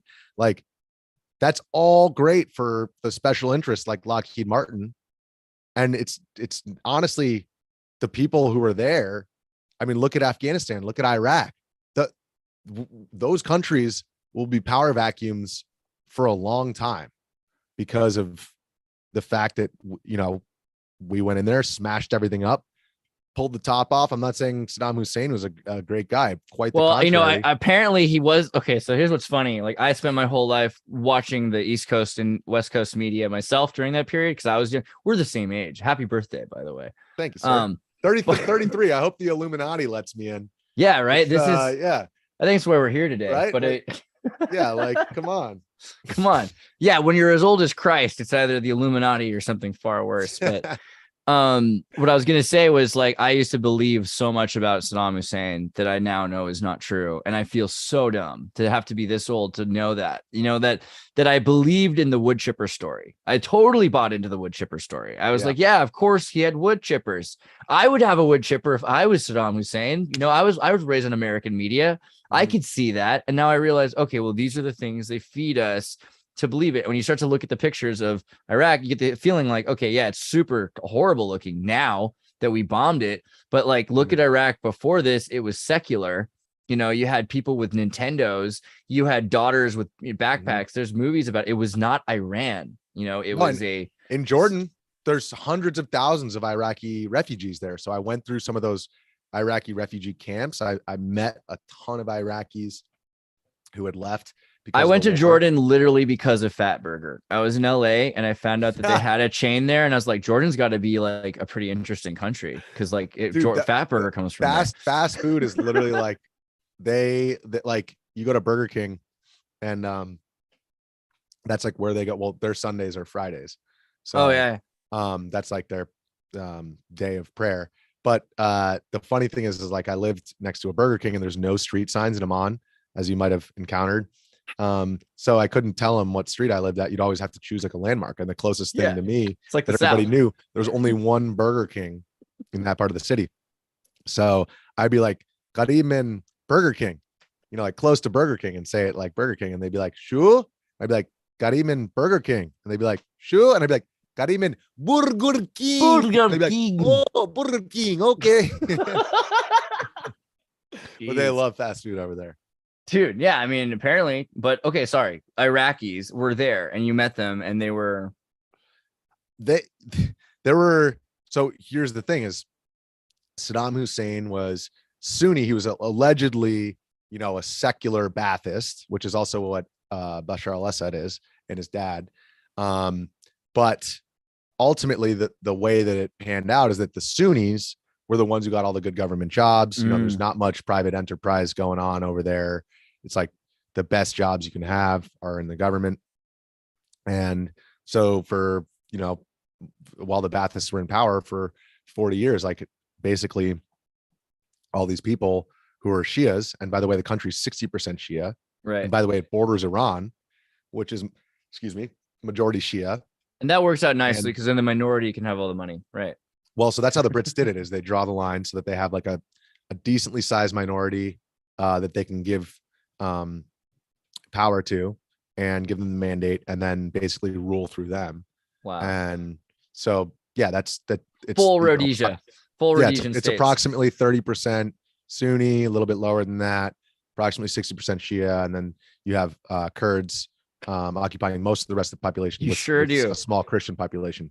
So those poor Kurds. But anyways, all like the refugees, they were all had one perspective because they were all Sunni, right? And they left because the moment that the United States disbanded Saddam's military, basically anybody who had a gun who was Shia, who had been having their neck stepped on for generations, just were like, okay, so there's a ton of sectarian violence that happened. And then, by the way, what came out of that? ISIS is Sunni. So like there was a backlash to the backlash. And so that's what I'm saying about when you come in and just smash an entire country, just because this guy's the evil man, there's downstream effects for a long time. And we're still looking at that. So just to extrapolate that to your original question to Russia and Ukraine, it's like Putin is such a bad guy. What about the fucking Saudi Arabians, huh? You know, what about, like, does nobody want to talk about that? And like Biden fist bumps them and we're like begging them for oil. Right. And it's like, okay, so if we're going to get rid of every strong man in the world, like Saudi Arabia's next. How does that work? Yeah. Well, dude. Well, the Baltic, they just did the Baltic pipeline. So yeah, it's next. I mean, all I know is we don't even have to get into 9/11 and exactly who perpetrated that beyond. Okay, so I don't even care. I mean, I do care a lot, but I'm saying aside from all of that, I'm not here to censor you. On September 13th, 2001, George Bush sat on the veranda on the south side of the White House, overlooked the White House South Lawn, and smoked a Cohiba cigar with Prince Bandar, who was the Saudi ambassador to the United States from like 84 to 2005. And bring up Prince Bandar, that fat bastard. And this guy is B-A-N-D-A-R, I think. Yeah. B-A-N. Yeah, there you go. This guy is supposed to be, you know, a good Muslim. The guy's drinking brandy. He's like a notorious playboy. He's smoking a Cohiba with George Bush. He's a big old boy. Negotiating how the Saudi royal family and members of the Bin Laden family are going to get on airplanes and get out of the United States. Bush didn't even think to question that. Like, oh, maybe we should interrogate some of these people. Like, we knew right off the bat, conveniently based upon the passport that was lying, you know, that a lot of these hijackers were Saudi Arabian. We knew that they had flight training in certain areas and that they had assistance. So Osama bin Laden loved Final Fantasy though. So like, he was a hyper American and people don't get that. Like he spent a lot of time loving American stuff. And there were planes that were grounded that were flying heart transplants around the country. They were grounded and the Saudis and the Bin Ladens are flying around.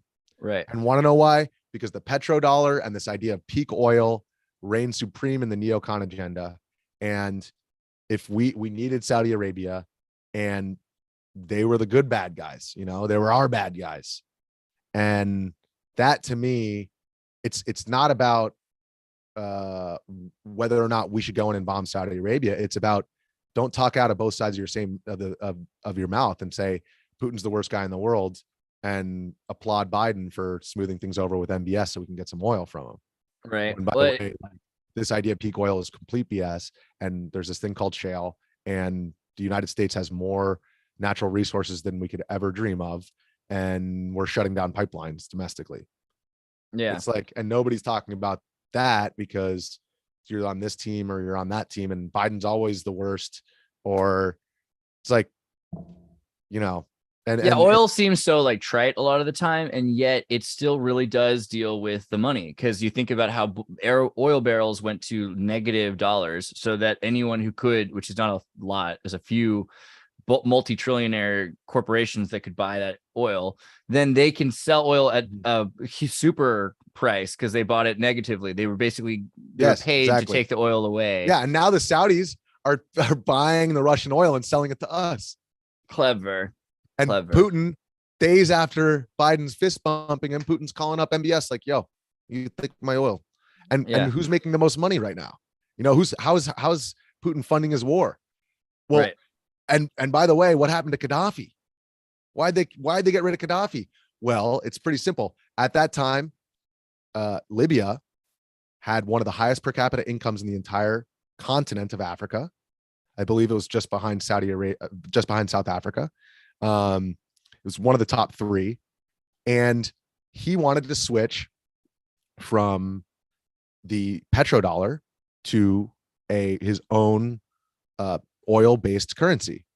And the thing is that at the time, Libyan crude oil, the refineries in Europe, a lot of them are super old, and they couldn't refine the Saudi crude. They're like slightly different kinds of crude oil, so they had to rely on Libya. Really did have a stranglehold similar to what Putin has now over Western Europe and their refinement of oil.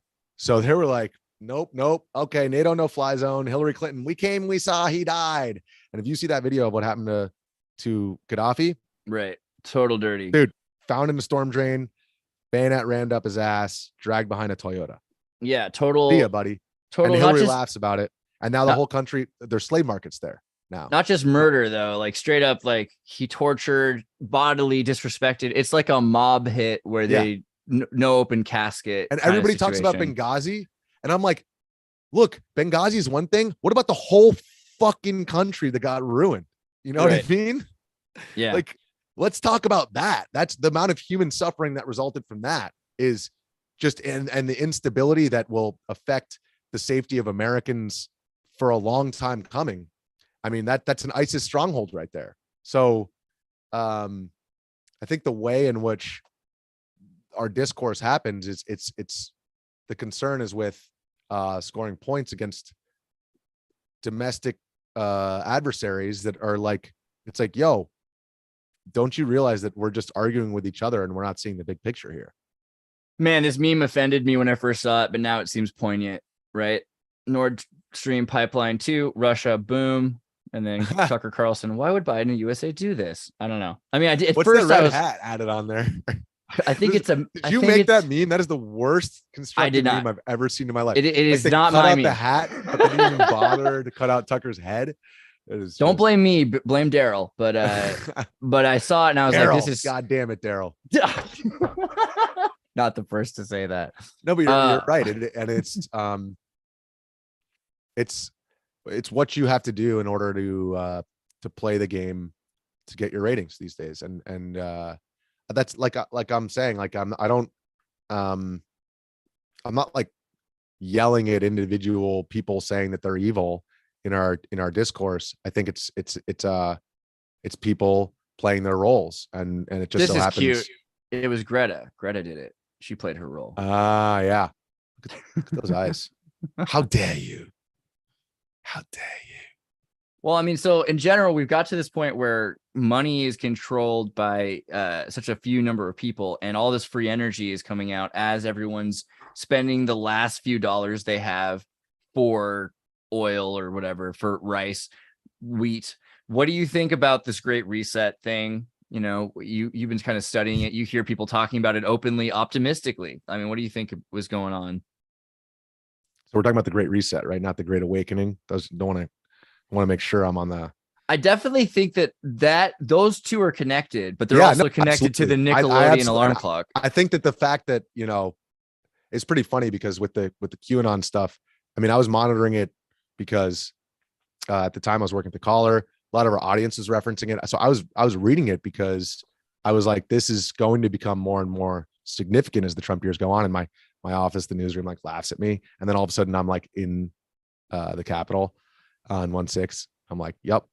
But I think the reason why that resonated so much with the Trump audience, and B, why it was so, it's like it could have all just gone away if like every left-wing outlet didn't publish something about it. I felt like the other opposite. I week. think it was the first 2 years that they didn't talk about it that gave it cachet. And then by the time they were talking about it, they're like, this ridiculous thing that we finally have to cover. And I'm like, well, that doesn't help. Now you're just church committee. Yes, well, that's a fair point.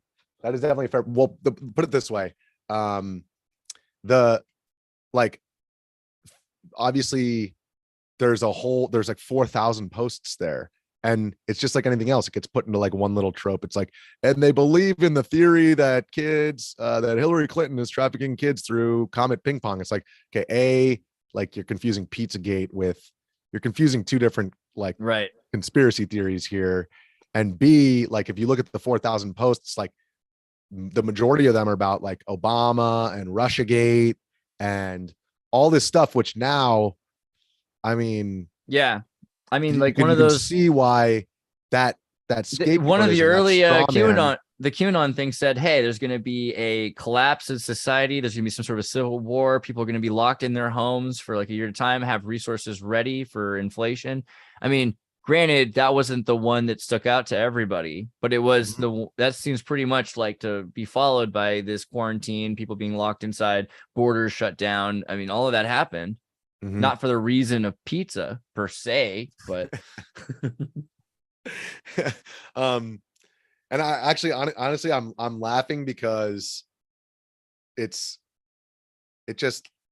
not laughing because like, I actually feel for the fact that if the entire media is literally just creates a business out of shitting on the president who was elected by a bunch of pissed off people, then that's what you get, which is basically if nobody who's covering Trump fairly if everybody who's covering Trump fairly is quote unquote misinformation, then where does the buck end? You know what I mean? Right. That was fascinating times, because that was like one of the first times ever that it was the Democrats and the Republicans openly turned face like an Inception and just started shooting at the audience. And they're just like, no, it's it's Trump versus America, not left and right anymore. It's left and right versus America. And you can't even like, it's the same thing. It's like you can't even discuss like everything that led up to Donald Trump winning, and the fact that the Republicans and the Democrats have been both in conjunction with each other, creating all these ridiculous foreign wars and destroying countries and turning them into power vacuums that don't make Americans at home any safer, sending our kids over there to get killed and maimed. And then on the flip side, domestically, when they come home, they don't have good paying jobs to go back to, because while you were gone, we shipped all those jobs overseas so that all of like Walmart can get cheap shit. And I have people arguing to me like, would you really pay that much for an iPhone? I'm like, yeah. And I don't need all the other shit. Right. Like, you know what I mean? Like, what the hell do I need Glow Buddha for? You know what I mean? Like, you can 3D print a Glow Buddha. So how much cheap shit do we need? And what are our values in terms of like, who are we looking after? And take a look at our country right now. Certainly weren't looking after the people in it. And those are the damn people who took the streets on both sides of the political spectrum. So, man, you got me all riled up now. I thought I was going to project. It's only going to get worse, man. It's only going to get worse. We could divert into Montauk, but I think I'm also going to lure you back in to do an MK Ultra panel, because I think that would be a lot of fun. Okay. But there's some thoughts, because you said all this is making. Do I have to take acid before the MK Ultra panel? No, you're allowed to take acid after. But I only do things come from the earth. All right. Yeah. I say we should stick to ice hockey and surfing, but it's legit. But NSA church committee hearings, this reminded me a lot about when the Kenosha thing was happening. There was a couple other trials that were just these huge public trials that were going on. Alex Jones, even the Johnny Depp and everything. Amber Heard. all these kind of trials that were trying to teach America about the legal system. They're trying to educate America how it actually worked. And then you could make your own opinions about it. But I remember exactly, sorry to interrupt, but I just remember exactly where I was when they announced that the Kenosha, I was initially, all my friends were like, oh, it's going to be televised. You're gonna have to go on like in front of the whole country. And I was like, no way. Yeah. What is this? Like Game of Thrones or what's that called? Hunger Games? It's like realizing you have like the worst test ever and everybody's going to watch you. And like, you just have to. Oh, you looked stunning, stunning and brave. You did a good job. Actually, the best thing I ever did was get hungover that night. I couldn't sleep. Anyways, sorry, you were saying. Oh, it's just the church committee hearings were this period when everyone was focused on the Watergate and they weren't really looking at the church committee hearings. And Watergate really kind of hid what was going on, where they're like, hey, the president read something that was written by the vice president, but the vice president sent it into the New York Times. So then the New York Times published it so the president could read it and say, well, the New York Times said this morning. Yep. And there was just all of these examples, and they had to. That's what happened with the Trump dossier. CNN, basically, they wanted a way to report on the fact that there was a P tape, but it was complete BS.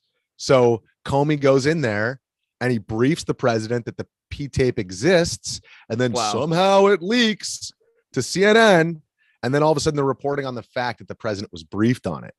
Yeah, you know what I mean? So it's the same thing right there. I mean, in other words, we're still doing it. It's obvious. Like, it's obvious when you don't play the game, they get upset at you, because it's like at the top of it, you've got neo-libcons. You got these Murdochians that are internationalists, and they look at the American conservatives as a weapon, and they look at the American Democrats and the world progressive movement as a weapon, but they can own both. They can own big chunks of both Vice and CNN and Fox, and right. Cause Murdoch's in Vice and Fox. So just so people get it, dude, I know. And that, by the way, like that sale of Vice, it was like $500 and something million. Yeah. Like he paid a pretty penny. And that's exactly why and I mean, that's okay. Here you go. I believe that this is still the case. Well, actually this year it'll be different because of Ukraine, but in terms of like year over year, just what we sign in terms of foreign military aid, Israel, I can double check this right now, but Israel is like 3 billion ish. And then number 2 is Egypt. Saudi Arabia is up there. It's let me look this year. Yeah. What we got here. I mean, it's crazy because they're setting it up for the media to control, to provoke people into fighting each other. We saw families fighting with each other over the Kenosha thing. Did you find that? Oh yeah, and let's see. Okay, yeah, because of Afghanistan. And actually this says Afghanistan 4.8 billion, Israel 3.3, Jordan 1.72. So that's way more actually than it was when I was over there. I think it was below $1 billion. Egypt 1.46 billion, Iraq 960 million. So like, and Yemen 809 million, Lebanon 790 million. So it's like what does that military aid achieve? Like, is that making it peaceful? Is that making their governments not fall apart? Like, where's that? Is that it's just guns? We're just giving them guns. Like, how is that making anything better? Is my question. Was that the Jordan gun? 20 years. The Jordan IBEX or IDEX, the Jordan gun trading thing, right? I went to this thing and they the it's ISDEF is the one in Israel. I forget the name of the one in Jordan, but yeah, I know what you're talking, like a weapons expo. Yeah, it's like IDEX. And so like, then you got a bunch of people coming from all these countries that are going to fight each other. And the Israelis too, coming in, and they're all buying guns and trading guns and American stuff. They're like, oh, we can't bring that to this country. So we have to go to the country next door that's open to buying those guns, but we can buy the guns in that country. And so we're setting it all up to happen. And then Americans are all surprised when it doesn't work out, and then Americans are getting sent to die. But the whole media machine, it seems like it's run and purchased by, if it's not the military, by these corporations that are working with it, right? So that's correct. I mean, that's what living in DC has really showed me is the way in which for congressmen, for the executive branch, the way in which for the news industry, the way in which the advertisers on their programming, the people who sign their checks that fund their PACs and their campaigns, and also secondarily, I mean, let's say that you have like a military base in your district. I mean, that's jobs, right? But then also there's a whole nother separate component of like, okay, so jobs to make bombs, and then you got to use the bombs. You got to admit the Soviet model of building a nuclear town was a little bit better. I mean, at this point, we're not even up to where the Soviets were at fair least is the way to put it. I am not. I know you're my comrade in terms of our fight against the massive multinational corporations, but I don't know. I'm not really familiar with that, so I can't. You got to be careful about the Soviet obelisk. Yeah, I don't know. I'll send you a thing though. Somebody did tell us. Someone said that Trump was the first president. Sonny Prophet. He says Trump only president, not member Council on Foreign Relations since Kennedy got his head blown off. Oh man. Do you have any thoughts on that on the CFR? I have a lot of thoughts on. Well, and basically this is like over the course of like studying the Middle East and whatnot. What you kind of come to realize is that, every single foreign policy decision that we've made in the region, basically since the discovery of oil, has been based around the acquisition of that resource at the expense of, so like I was saying, like how much cheap stuff do we need? Like I'm a big proponent of the fact that with American enterprise, like there's a will, there's a way. And like, if we weren't getting it from there, then we'd figure out, and by the way, we have how to get it from here. And so whether it's like, natural gas coming from shale or whatever, there are other technological advancements on the horizon. It's right. But when you have these massive companies that control like literally our most vital access to energy, and we can talk all day about like alternative energies and, not even like stupid solar panels that are made in freaking China, but just, and that's a whole nother ballgame. Beta voltaics made of the salts from reactors that you shake in AA. Yes. And so basically what my point is that the veil is pulled over our eyes in terms of the fact that the media is cashing in and the government's cashing in and the defense companies are cashing in, and they're all kind of symbiotically playing this game. And if you go into the White House briefing room and you want a question, like I was working at NBC during the Obama years, then you dang well better play the freaking game of, if you ask one wrong question to Jay Carney, you're never going to get a question again. Your White House career is ruined. So you got to play the game. You got to be copacetic. Don't ask Obama about droning that wedding. Don't ask him about it. And so what ends up happening is, you get carte blanche on the fourth estate is literally supposed to be the stopgap to question these huge corporations and our government when they go in to just unilaterally invade a country. It's like, we should probably ask a couple of questions from, oh no, the CIA told us that it was right.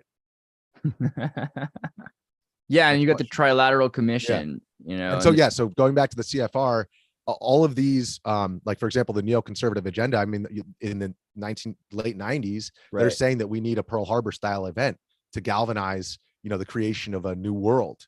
Federalist paper, right? Yeah. And so all of those kind of like plan for a new American century. That's right. Yes, plan for the new American century. And you're right when you say that the neoconservative and the neoliberals, they're both kind of playing the exact same game. And that was the eye-opening thing for me, was moving to DC and like knocking on doors for Obama, like hope and change. And then like, I'm like, I watch what happened in the Middle East and I'm like, wait, he said he was going to pull the troops out. We need Slavs to digest this better. So Strija Trikovich posted this, and there's a number of articles you can find. You're right. You just type Trotsky neoconservatism. Are very that's actually that's a good point, and that doesn't mean that you're pro Putin. Just to say, no, I meant like Croatians and Yugoslavians too, because they've lived through this and they've seen it happen. They've seen alt-right fascism and alt-left fascism, and it freaks people out to say alt-left fascism because they think that you can't have a populist group that becomes collectivist, go to a level of extreme. But sorry, it's happened a number of times. The thing that's weird about the neoconservatives and the neoliberals, though, is that they are connected through Marxism. Neoconservatives started out as Trotskyites, and Democrats, the neoliberal Democrats, started out as Stalinites, because at the time they thought Stalin wasn't doing so much that was wrong. And the neoconservatives thought he was. And even if he wasn't, that the system itself would have to be the tool. And so Trotsky would eventually Republicans could build, Ayn Randist capitalists in Silicon Valley. And there's all of these things are planned and thought about. It's not like, oh, weird, this is So that's the point. I guess that's the point, is that we have the opportunity now where technology allows us, with extremely inexpensive, well, I guess cheap Chinese shit, but it's designed by Apple in California. We're able to aliens. Yeah, we're able to communicate, and I don't know where this is going to go up. If it's on YouTube, it probably won't be for long. But we're regardless of, like, there's a bunch of platforms that have monopolies, and that's a whole nother problem. But we on the internet can find where there's a will, there's a way to communicate honestly about what's happening in our history and what's happening right now. Like, that indicates to me that there is a awakening on the horizon, where people are becoming privy to how, structured and manufactured all of these narratives and these foreign policy agendas are. And it's not about bringing democracy to the Middle East. And my high school history teacher was literally like, my freshman year of high school, he's like, raise your hand before the Iraq war. And we're all like looking around. Okay, good. Like, I didn't say, okay, good. Because if I didn't raise my hand, everyone would think I'm like not an American. And he's like, you're all wrong. And I'll tell you why, not only in the next 30 seconds, but I'll give you the history of the Fertile Crescent in the next month. And I'll tell you why, but also in the next 30 seconds, I'll just ask you a question. Why is it, if we're going to bring democracy to the Middle East, why would we bring democracy to a country that's 60% Shia and 30% Sunni that borders our biggest geopolitical adversary, Iran? And now we have, like, all of our Humvees are like being used by like a de facto Iranian militia now. Right. Like, great. Which we also, there was that great thing, like in the Who Killed the Electric Car, they showed how they made these huge $250,000 like deductions for if you bought a Hummer. So they figured out a way of making taxpayers pay a lot for the Hummers that went over there as well, which is pretty great. Yep. So there you go. Halliburton, the good old Dick Cheney. Oh boy. Actually, though, I do have to go play some puck. I was gonna say, actually, I'm pulled up your also, page. I'm losing light. Like, I didn't turn my lights on because it's so bright in here. It's cool. It gives it, as it gets more into darkness, as it gets more gloomy. Now. Right. No, but we'll make time to do some puck, bro. That's a thing we're gonna do soon. I mean, if you ever make your way back to Minnesota, there's like lakes here, bro. We should be doing that. Ice fishing and pucks.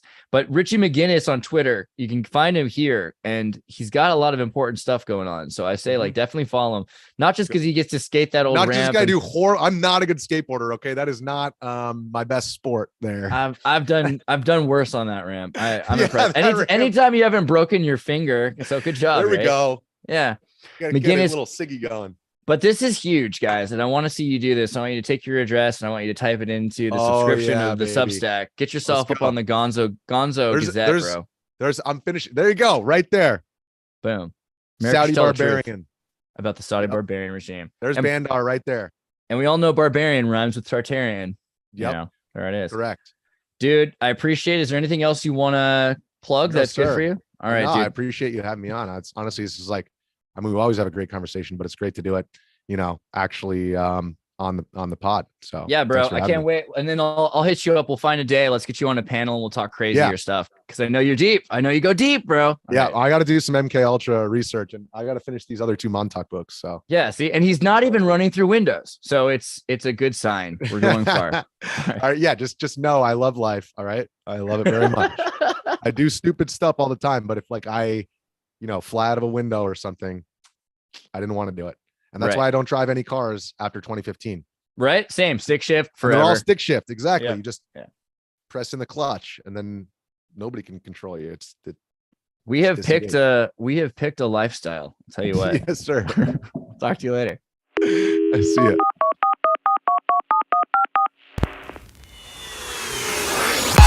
Hey, everybody, tune in to Recent Tartarians.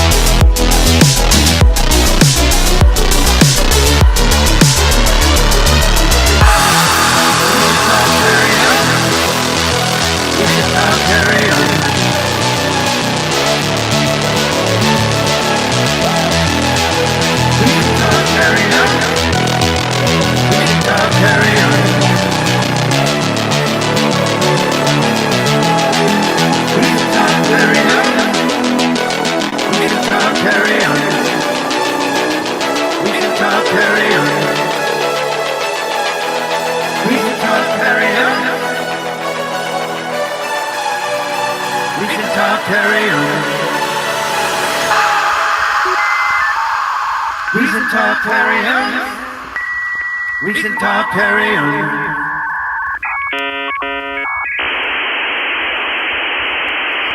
Hey, everybody, tune in to Recent Tartarians. Recent Tartarians. Recent Tartarians.